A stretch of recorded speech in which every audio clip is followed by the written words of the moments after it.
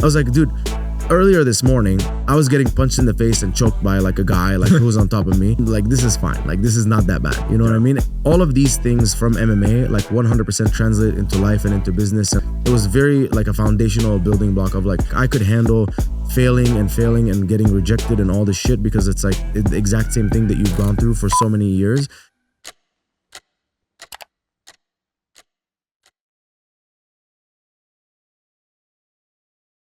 Okay, guys, Mina, Elias here today. We met at an event about a year ago, right? Yeah, it was a year. I think it was at Barbara Streisand suite, right? Yeah. Fun time, man. You've been doing the same thing though, e-commerce? Yeah, e-commerce agency. I started, investing in software. So I built a few software companies since then. I've always kind of looked at people who've built software companies and it's like, dude, I want that skill. I was always afraid of it because it's like, you need to learn coding, you need a CTO, you have to be dependent on a CTO. But ever since AI and shit like that, it's been way easier to like, get into software. So I actually developed my first software with like $6,000 only. Wow. And we were already profitable. Nothing crazy, right? But it is something, again, Neil Patel, he has Uber Suggest. And I always looked at that, I was like, fuck, this guy's a genius, bro. Because he built something that people really want and they're willing to give their information for free and to get that thing. And that was like a massive lead magnet for him. So I was like, if I did something similar, I could do that. I have a massive list, nothing crazy, right? I mean, again, this is like brand owners. So like 25, 30,000 brand owners on this list, ecom brand owners. And I was like, if I could get them into software, which is like, whatever, anywhere from $10 a month to like $100 a month to even like freemium model. A lot of that could then lead into like an upsell into the agency, which is like average 4,000 a month. It's a much bigger ticket, but at least I could get way more people in. And so when AI came out and like Lovable and like being able to develop with Claude and things like that, I took advantage. I was like, yo, let's like build something. And I was able to get something pretty cheap off the ground and then go from there. That's solid. Yeah, I feel like software companies get higher multiples too, right? Yeah. If you're tech enabled, so a typical agency will like sell for like 3 to 4x, maybe 5 to 6x if you're like doing 5 million or more net profit or EBITDA. But if you're tech enabled, I've seen ones like get 10x or 12x multiple offer. Yeah, that's how high. Like I've seen it. Honestly, it's bullshit. But like when they look at it, like if you think about it, you're the person who's buying the company. If you're the PE firm or whatever that's buying the agency, you're like, cool, what sort of tech makes them like have IP or makes them better? And so when they see like, a regular, let's say account manager can manage like 10,000 a month or 20,000 a month in revenue retainer, right? And then with tech, they can do like 40,000 or like, I give you the perfect example. I built a software. Part of like the tools of the AI software that we have is you can put it into like a listing. You could put an Amazon listing and it will scan the entire listing. And then it will use every audit that I've ever done on a listing to tell you how to improve it. And then it will go in and create a creative brief on exactly like how you can improve the images. So my creative director used to take an hour to do a creative brief that she can pass on to the graphic designer. Yeah. Creative brief will have to take into account like, what are the selling points of this product? What makes it better than everyone else? Kind of selling you the product. With AI, now it takes her 10 minutes. And so now she can do 6 times more. So I think that's what, PE firms and people buying an agency will look like. I said, okay, cool. With the software, your one employee is now worth way more, or like you're way more leveraged, or you're way more secure. And so I think that's why the multiples go up. Yeah, AI is just saving everyone time and money basically, right? 100%, dude. And the way that we've been doing it is very simple. Like I'm process mapping everything in my agency and I'm like, okay, cool. Let's take the sales process, for example. The sales process used to be, a lead comes in and then from a lead, we're like looking at the lead, like building in, kind of enriching the information, like who are they, what's their brand, how much money they make. And then from there, like getting the setter to like try to get them on a call and then qualifying them. And so we looked at the process like, okay, what can we replace with AI? And, for example, like one thing could be enriching it. So as soon as the lead comes in, if we push it to AI and say like, hey, can you do deep research? Like Perplexity is great. Can you do deep research? The thing about Perplexity is unfortunately you can't connect it with Zapier and stuff like that. But it's like, can I just have, instead of my social coordinator or my sales coordinator or my sales admin, instead of her doing all the manual research, can she just plug it into Perplexity and say, hey, can you do deep research on this, brand and tell me, information, whatever. Now, instead of her taking like, 30, 45 minutes, it takes her 5 minutes with AI. And then it's like, okay, cool. What's the next thing? Like you get it on a calendar, on a closer's calendar. And then what about like the reminders? What about showing up on the call? So when you can kind of inject AI wherever you can, it's not going to fully, I know people are like, dude, AI is going to replace your company. I'm like, bro, it's not going to replace your company. It's just going to make you way more efficient. And so with the exact same team that you have now, you can do like 10 times more. But I don't think it's going to, like, I have a friend that keeps hitting me up saying, yo, AI is going to replace you. Our business is going to be like no longer useful. I'm like, bro, what do you mean? Like, you can replace certain pieces of your business with AI, but like an AI that does everything, like that, if we get to that point, bro, we're all chilling. Like AIs will be our slaves. They'll do everything for us and we'll do nothing and we'll fucking having an amazing life. Yeah. And then it develops consciousness and goes haywire. Yeah. What is it called? Skynet. Then it becomes Skynet. Yeah. We'll see if that happens. Yeah. I hope right now I'm loving it though. I'm using it daily, dude. Yeah. What are you using it on? Researching podcast guests, finding good restaurants. I'm uploading my health scans to AI and asking for advice. I'm asking for relationship advice, friendship advice. I'm asking for legal contract advice. I mean, legal, dude. Legal. Can do everything. Crazy, bro. Like, honestly, that's the one thing is like, it used to cost us so much time and money for like legal stuff. And now it's like a fraction. And I remember this, I was going into like this legal thing with my landlord in my last place. And I said, okay, I have to respond with a legal, like whatever, like a legal response or something. So I fed it into ChatGPT and like, said, hey, this is what's going on. Like, can you help me, blah, blah, blah. And it drafted it. And then I sent it to a lawyer that specializes in these cases. And I'm like, hey, this is what I was going to send them. Is there anything you think we should add, blah, blah, blah. He's like, dude, this is perfect. I can't add anything. And I'm like, yeah, I was like, that's when I was like, dude, like, this is fucking crazy. Yeah. Any contracts I get now, I upload it there. I say, how can I get screwed over in this contract? Dude, I do the exact same. I have my assistant do that. Like now I no longer even read them. I'm like, I send it to my assistant. I'm like, yo, first, pull all that stuff out and then I'll do a quick scan and obviously skip over the indemnification and all that kind of like, the templatized stuff. And just go into like the, how do I get paid or The Tri-Light from Therisage is no joke. Medical grade red and near infrared light with 3 frequencies per light, deep healing, real results, and totally portable. It's legit. Photo biomodulation tech in a flexible on-body panel. This is the Tri-Light from Therisage and it's next level red light therapy. It's got 118 high-powered polychromatic lights, each delivering 3 healing frequencies, red and near infrared from 580 to 980 nanometers. It's sleek, portable, and honestly, I don't go anywhere without it. What's the condition, what's the terms, all that kind of stuff. And it saves a ton of time, bro. And it allows you, it creates like leverage. Like anything that you can, like for example, this is how I've used it in my business. I have 90 employees, right? And they're always asking me questions. So I created an AI like that took every single YouTube video, every single SOP, every single training video, anything that's been me on it, where I've kind of added value. And I fed it, it's Cassidy. It's called Cassidy AI. I fed it into Cassidy AI's knowledge base. And the best thing about Cassidy is like it's a closed system. So ChatGPT is like open. It'll get you information from anything. Cassidy, I said, no, I want it to be closed. So only from the documents and the transcripts or whatever that I upload. I like that. And now I connected Cassidy into my Slack. So there's a Slack channel called Mina AI. And anytime someone has any question, they just ask Mina AI first. And then it's like, it gives them this full response that I've like stress tested. It's pretty good with links to the certain like, okay, go watch this video. And at minute 12:13, Mina talks about how to optimize your listing or, Mina talks about how you can increase your bids if you want to show up high, like things like that.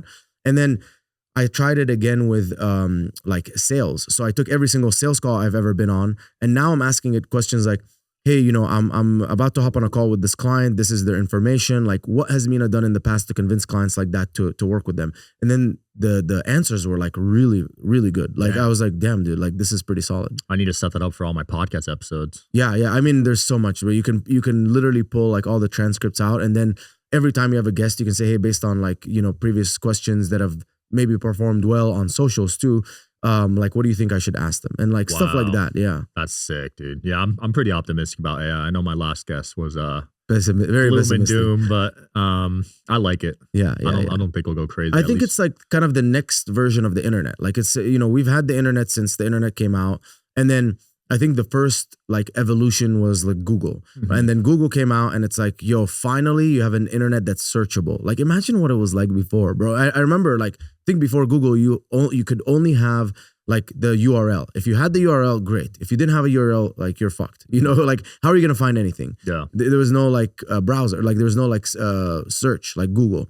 Then Google came out, and then the internet became like way more useful. And I think this is just the next step in evolution, is like, okay, taking everything to a next level on the internet is like, not only is it searchable, but now it's like intelligent. Yeah. You know, it's helping you, it's optimizing according to like your patterns, and it's trainable too. I've learned more in the past year from AI than my whole life of school. Dude, 100%. Like I've been asking it, like, for example, this is one thing like I did recently.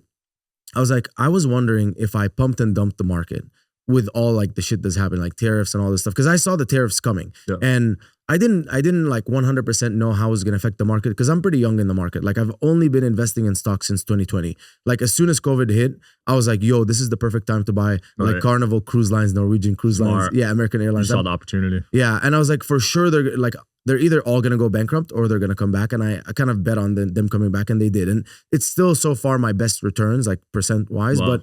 But I was like, yo, let me build the scenario. I'm like, can you, like right now, this stuff that happened with the tariffs, Trump announced the tariffs, the market took a big dump. I said, can you like tell me exactly when has that happened? When was there a market pullback in the last 10 years?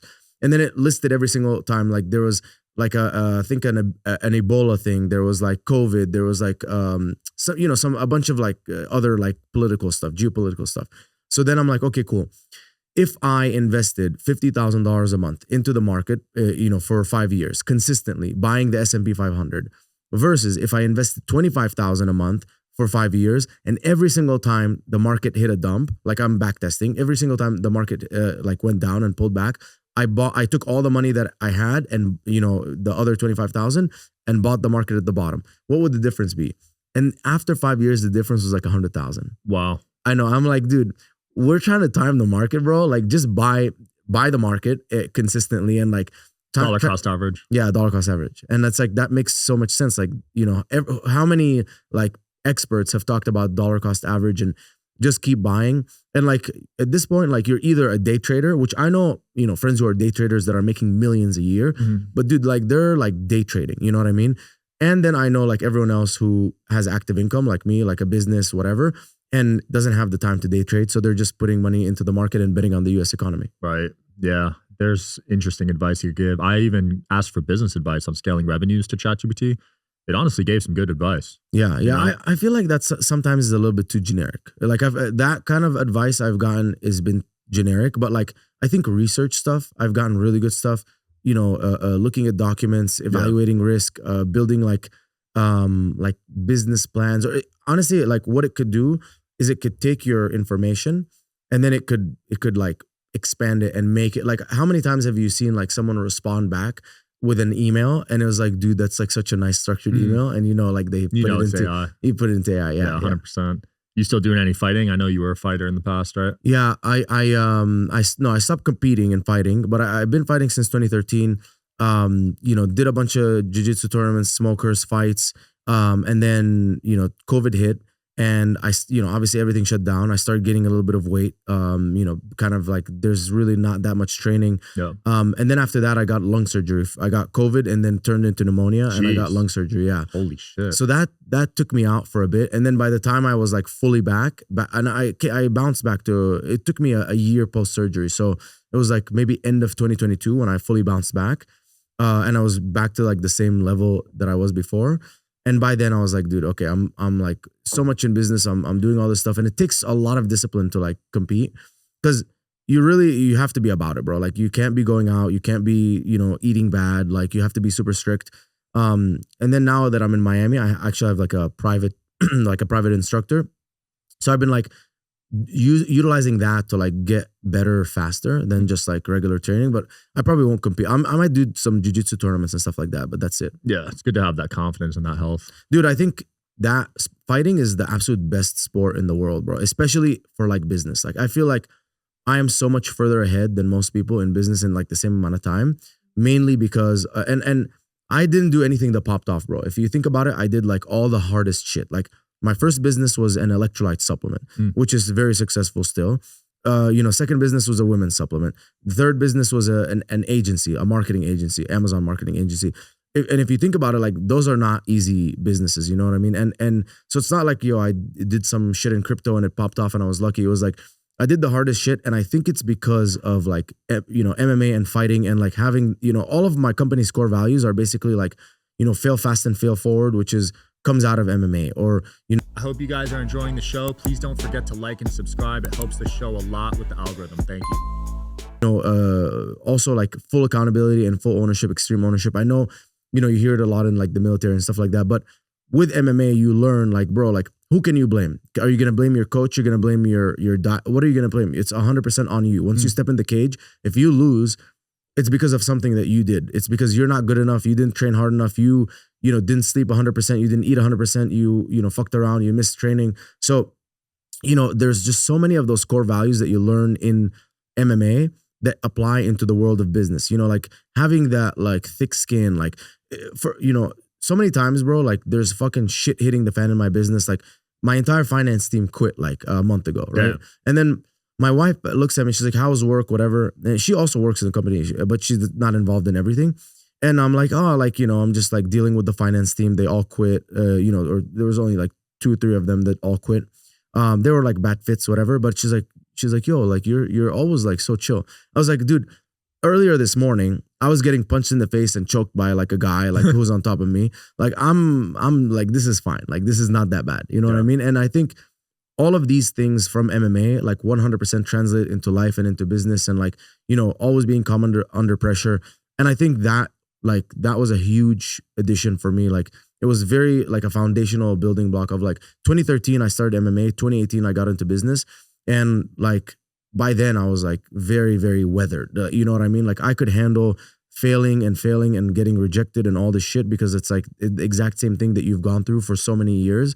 And in a physical way, like in a physical way, you get punched in the face. In a physical way, you get dropped, you get choked out, you get so humbled, like you show up in the gym, bro, and there's like 52-year-old dude with white hair, gray hair that, you start like, sparring with or rolling with, and you get destroyed and you're like, yo, I fucking suck. You know what I mean? And like, it removes your ego, and it removes all of like those negative things that kind of can hurt you in business.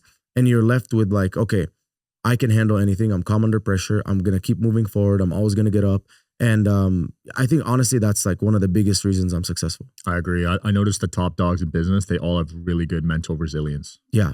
I mean, dude, business is like, it's brutal, bro. Like, I mean, so brutal. Yeah. You've seen like the people who are getting screwed in COVID. And I think the problem, is like, there's so many things that you have to be amazing at. So I hate the people that always say like, oh, dude, just find whatever you're not good at, go find the best people in the world and hire them. And I think that's the stupidest thing in the world, bro, because it's like, imagine this. Imagine you going to the mechanic and you're like, yo, my car's not working. So he opens up the hood and he's like, yeah, like, dude, you're this, that, and this is broken. And this is, so it's going to be like $3,000. Because you're an idiot and you don't know shit about cars, you're going to get scammed. And it's the exact same thing when you have that mentality of like, yo, I'm not good at this shit. Like I'm going to be like a pussy basically and not fucking learn anything and, go and hire the best people in the world. You need to be like really fucking good at that thing before you can ever hire an agency or an employee or anything like that. Because how can you keep them accountable? You know what I mean? How do you know? How can you even have a conversation with them? Imagine if you didn't know shit about finance, and then your CFO or whatever that you hired, partial CFO, your accountant starts telling you, hey man, like, are we doing accrual basis accounting or cash basis accounting? Well, okay, we got this money in, we have to pay it out. Like, do we put it as a liability on the balance sheet or not?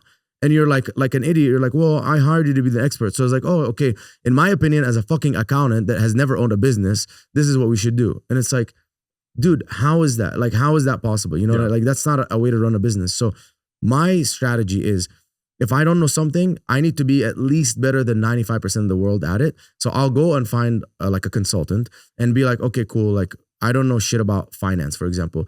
What are the basics that I need to know in business? Okay, you need to understand your P&L. You need to understand income and expenses and cash versus accrual basis and this and that and like whatever, all these things.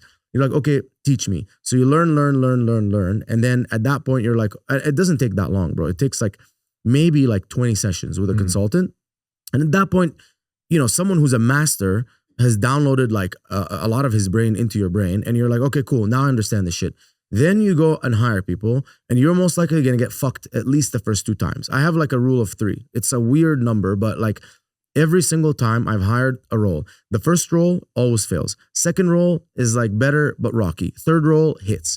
And I wish it was faster, but my theory is like in the first role, you don't even know what you're doing. You don't know what you should be looking for. You don't know what their KPIs are. You don't know what you should be checking.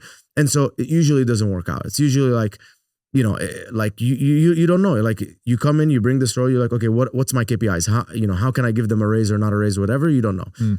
After that role fails, the second one you're like, okay, at least I know what I'm looking for now. So I know what I'm not looking for. I'm not looking for X, Y, and Z. I'm looking for that. You're still not fully 100% with the KPIs, all that kind of stuff. You look for the second role, you hire them. Again, it doesn't work out. And usually the third one, you're like, I know exactly who I'm looking for and I know exactly what they need to be doing. And I'm good enough now, and you have enough information from whatever, the consultant and working with the last two roles. And it usually works out. I love that approach because a lot of people hire for stuff they know nothing about and they get taken advantage of, right? Yeah, I mean, how else can you do it if you don't know, what you're doing? If you're not at least competent in the subject, like how can you keep anyone accountable? You had an exit already, right?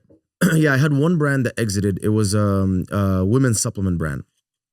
Did that process teach you a lot about future exits and structuring everything? Yeah, 100%. So that brand, the reason that I initially started thinking about an exit was I partnered with two people and now I learned a lot about partnering. I hate partnering, right? And I partnered with two people and it was like I was decent at business. I at least had an Amazon skill, right? I knew how to grow brands on Amazon decently. This was back in 2019, 2020. So I wasn't a master like I am now, but I partnered with two people and at a certain point I was like, okay, I feel like I'm wasting my time here. The brand is doing well, but like these people are not carrying 33% of the weight of the business. I feel like I'm carrying 75, 80% of the weight of the business. So I think it's better off for me to just sell and cut my losses, take my energy and put it into my business or other businesses. So the first thing is I learned that like when you're coming from a place of you selling versus someone asking to buy, you're way weaker. And I remember listing the company for like, I think 230,000 or something. That's what we thought like we could get. And like every single conversation, like they would negotiate me down and be like, you don't have this, you don't have that, you don't have this. And I also didn't come from a position of strength. I was like, yo, listen, the company's solid. It's going to grow. So yeah, I could hold off. But part of me was like, yo, I just want to sell to get out of this partnership. And the other part of me was like, I'm the one who's going to sell versus like them coming to me saying, yo, this is an attractive asset. So that was the first lesson is usually when you're the one selling, you're in a weak point and you're going to kind of get bullied a little bit. When you have an amazing cash flowing asset that you don't need to sell, that's when you get like better multiples. And then I started learning a lot more about like deal structure. Like some people came in and they said, I'll give you like all cash. Other people said, I'll give you a total better exit, but part of it's going to be cash. Part of it's going to be on a payout. And I started learning a lot about that kind of stuff. And now I like fully understand like how businesses and buying businesses and selling businesses work. And at the end of the day, like you have to look at a business as a like a cash flowing asset or a car. Like if I'm selling a car, if I sell the car functions. You can get in the car, you can drive the car.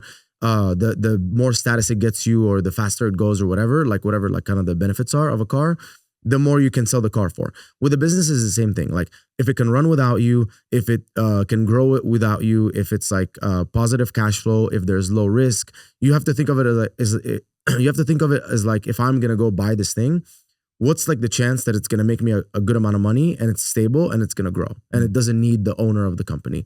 And so then when I started building my businesses, I was like, okay, at the time, like it was very heavy, me driving the whole business. Now I'm like, okay, cool. How do I build a business that like is turnkey, that you can hand over to someone that will continue to, grow and make money? And it's ultimately like when you can become independent of the business. So being able to like acquire customers on demand, right? Without you being the face or without referrals or, depending on your like relationships, all that kind of stuff. The second thing is you definitely should have a CEO in that seat. And someone at least with a track record of like, okay, you hired a CEO and over the last 12 months, the CEO has grown the company by X% and you were just on the board and you were like not really the operator of the business. This way, when you sell the business, now the business is not like, oh, great, bro. Thank you. I'm going to buy your business. But also part of the deal is you have to stay on for 2 years because I have to make sure that the business runs. You're like, yo, I'm not part of the business. I'm just on the board. I can stay on the board for 2 years if you give me 5%, but I no longer need to be involved.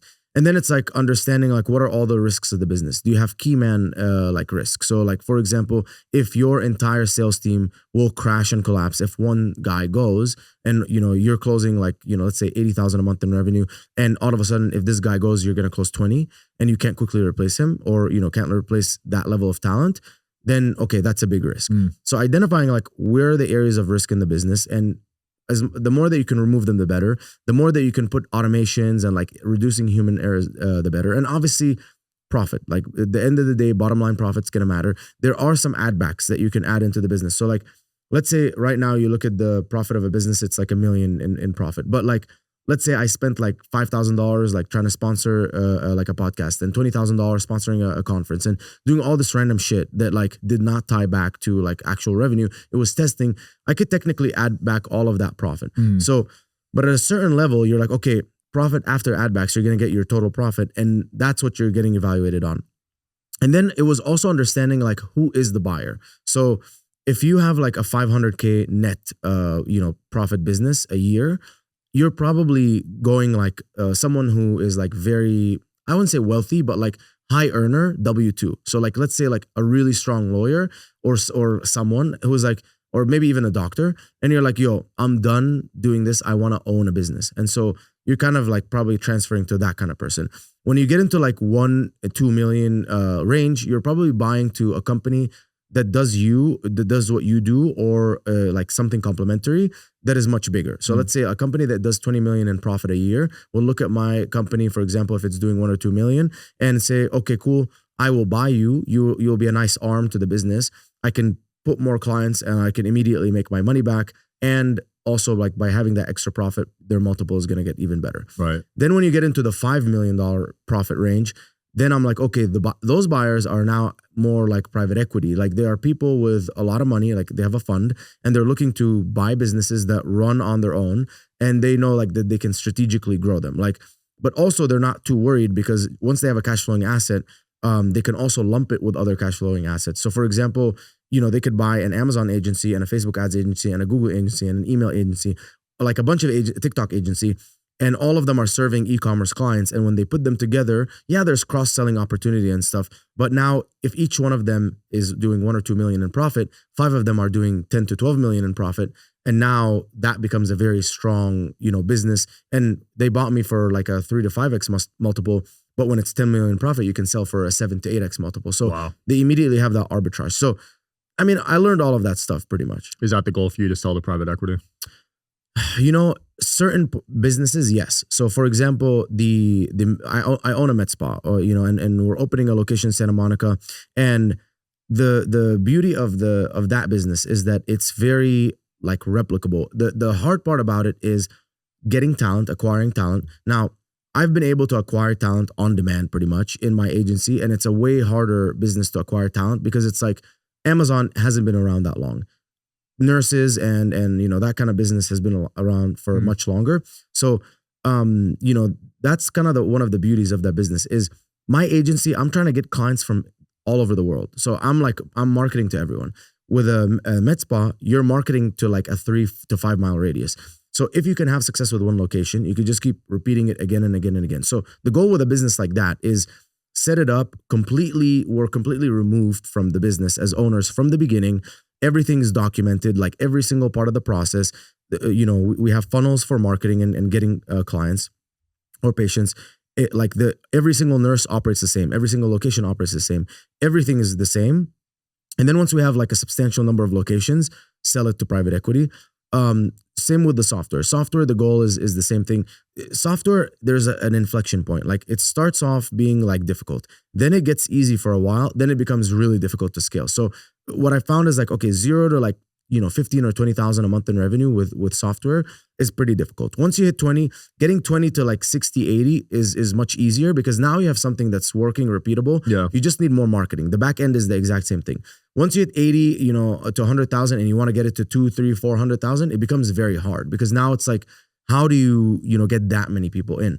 And so for me, the goal is to get like as close as much as I can to like that $70,000, $80,000 a month mark, and hopefully like sell the software. And I think software multiples are anywhere like from 6 to 10x revenue, not even profit. That's so crazy. Yeah, that's so far. Like I've talked to a bunch of brokers, business brokers, and that's what they said they've been selling that type of business at. That's recurring monthly revenue, right? And yeah, they know that to take it from 80,000 to like 800,000, the cost is not much. It's the same cost, right? It's like, I mean, each additional customer will add a little bit of cost, but that's like data cost. It's not like, it's the same development team, the same, like, let's say 5-6 people you're using in development.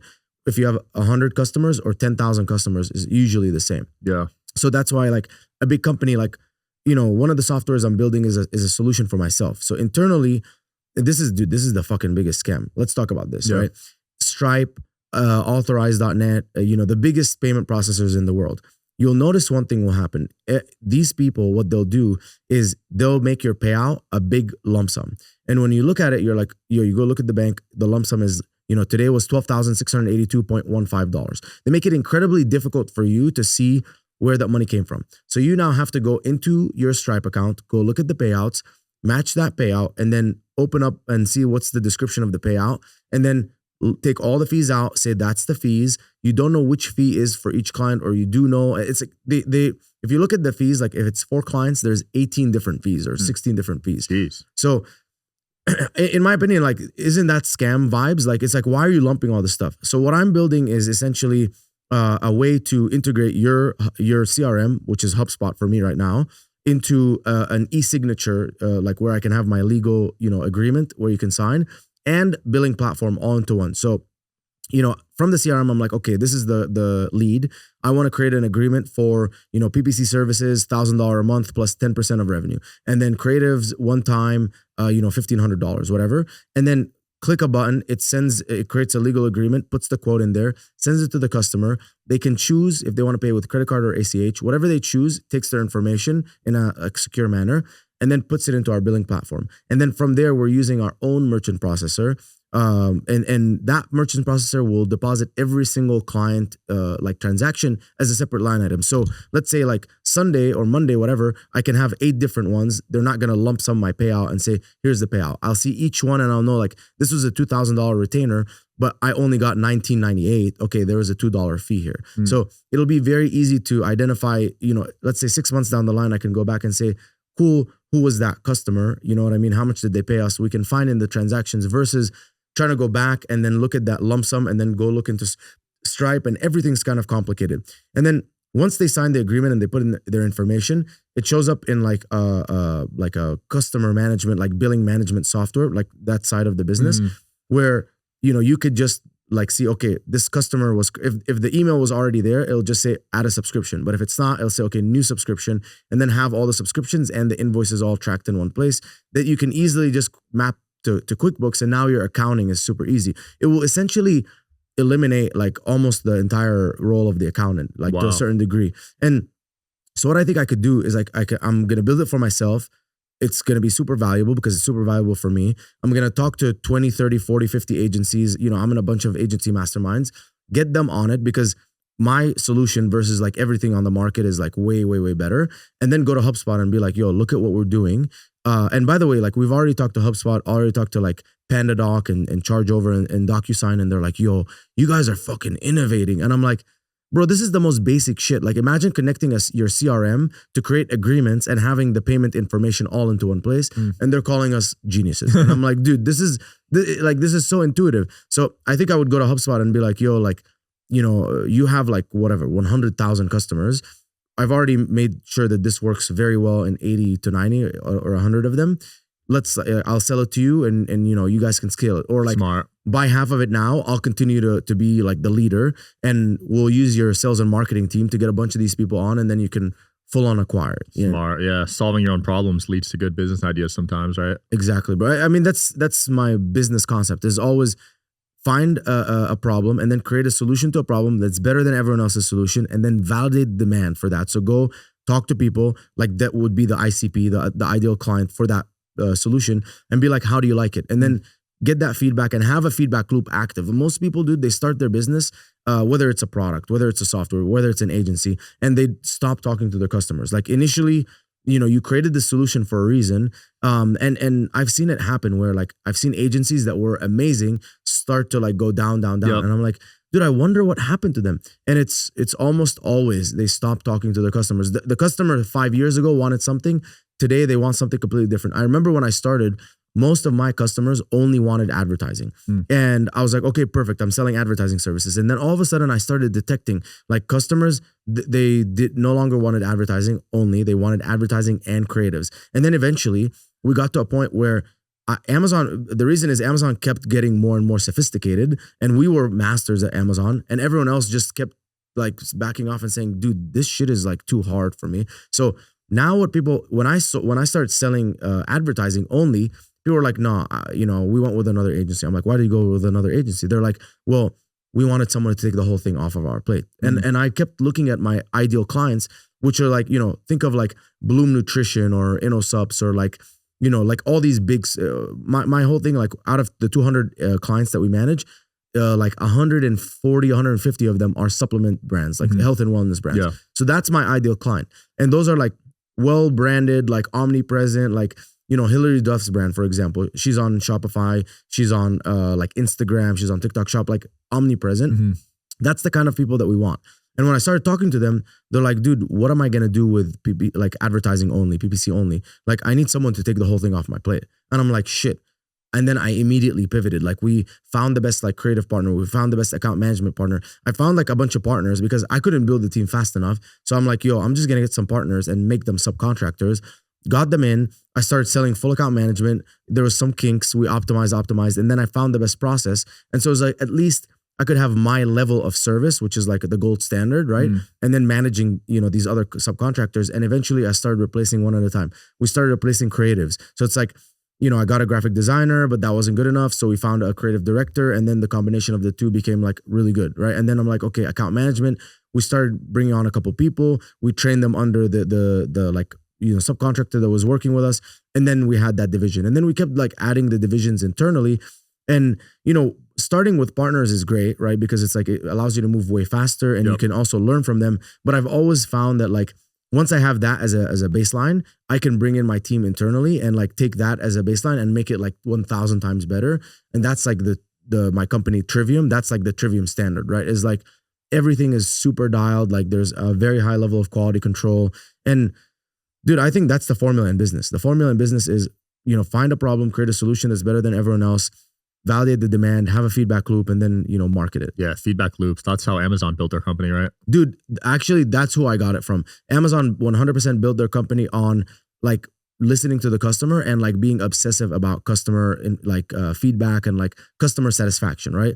And so I'm like, dude, I'm going to do the same thing. And honestly, like 100% it paid off. Like obviously they figured something out, right? Which is like you get the shit super quick, convenient. And if you ever have any problem, you can return it. Bro, and I'm like, so fast these days. It's like an hour sometimes. Yeah, dude. Yeah. Sometimes I get shit same day and I'm like, it's nuts, dude. Yeah. It's like, it must have been in a warehouse right next to me. Yeah. And then you see the opposite of that when you see companies that don't listen. And then, that I feel like ClickFunnels, Go High Level really passed them now. Yeah, I agree. Dude, Go High Level is doing some amazing stuff. Like I've seen a lot of like what they've built and their AI capabilities. I do think Go High Level is definitely now like way past ClickFunnels. Yeah, because they're listening to their customers. Yeah, ClickFunnels, Russell, like he did something amazing, right? And he built like, I think it was like the first of its kind, like the whole integrating like landing pages and funnels with like, marketing and sales and everything. I think he was very smart, but that is, I think, a perfect example of when you maybe get a little bit too comfortable, that's what happens. Yeah. Yeah. You can't get too comfortable in business, especially now with AI. Yeah. People catch up quicker than ever now. Yeah. Because it's like very easy for them. I mean, this is honestly what I would do too, right? It's like, let's say, someone had like a software company. I would just go and rip that software company and then go talk to 20 different customers and be like, I did this with a product, like live on a class I was teaching for Amazon, where I was like, okay, cool. Let's do this live with AI. I looked at an electric diffuser, one of those ones you put like some essential oils and it diffuses at home. And I'm like, if I want to create a superior product, what would I do?